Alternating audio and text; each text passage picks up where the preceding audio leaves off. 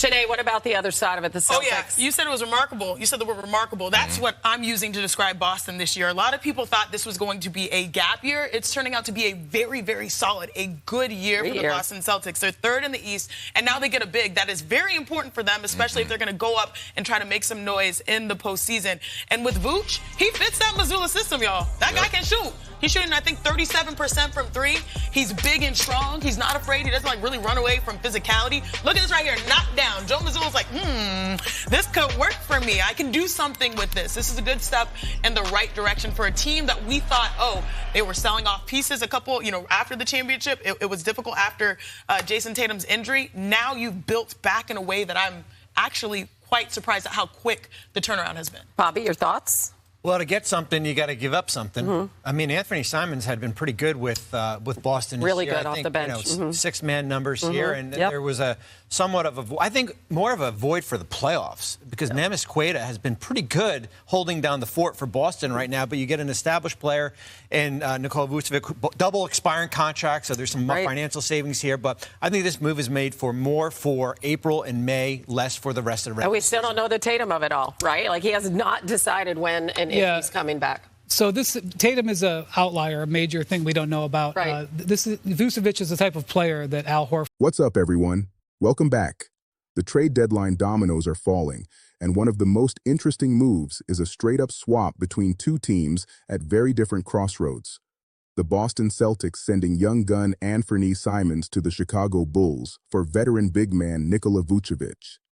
On the surface, it's a need-for-need exchange. But the analysis from NBA Today dives deeper, revealing why this trade might be a calculated masterstroke by Boston, with one massive looming variable: the return of Jason Tatum. Let's break down the initial reaction. The Bulls-centric view, as one analyst passionately laid out, is all about Simons' upside. They see a young Dame, a ball-dominant guard with an array of moves, a willing passer, and a dangerous pick-and-roll operator.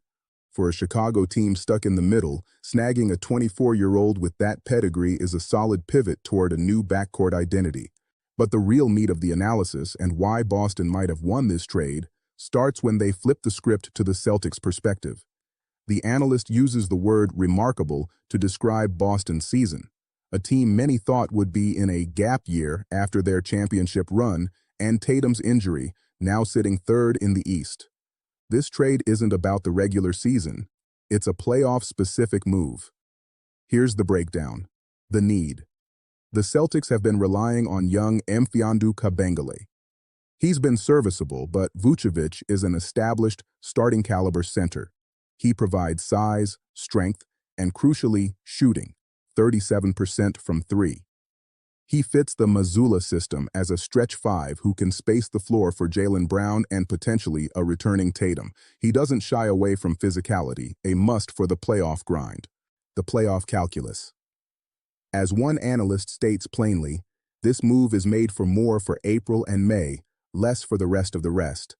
The playoffs are a different game. You need reliable, proven veterans. Vucevic, for all his defensive limitations, gives them a scoring and rebounding punch inside that they lacked.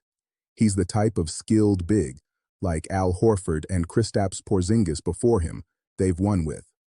The financial flexibility. Vucevic is on an expiring contract.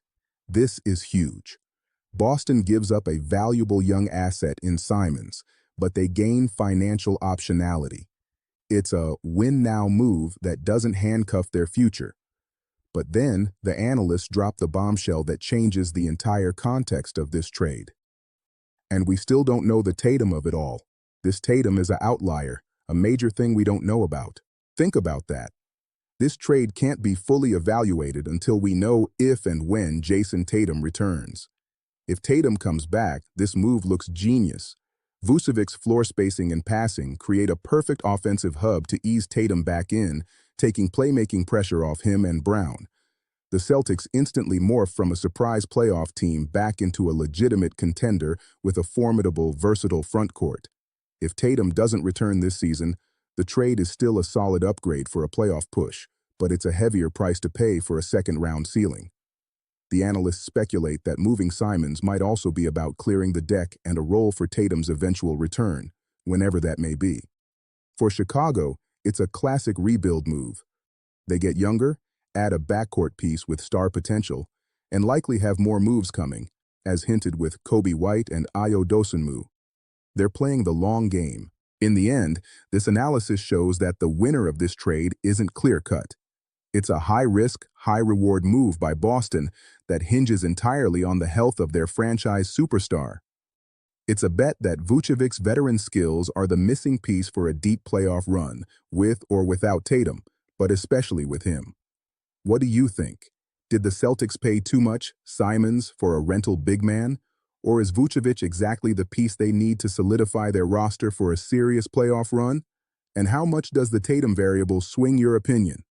Let me know your thoughts in the comments below. If you want more deadline breakdowns that look beyond the surface, hit that like button, subscribe, and I'll see you in the next one.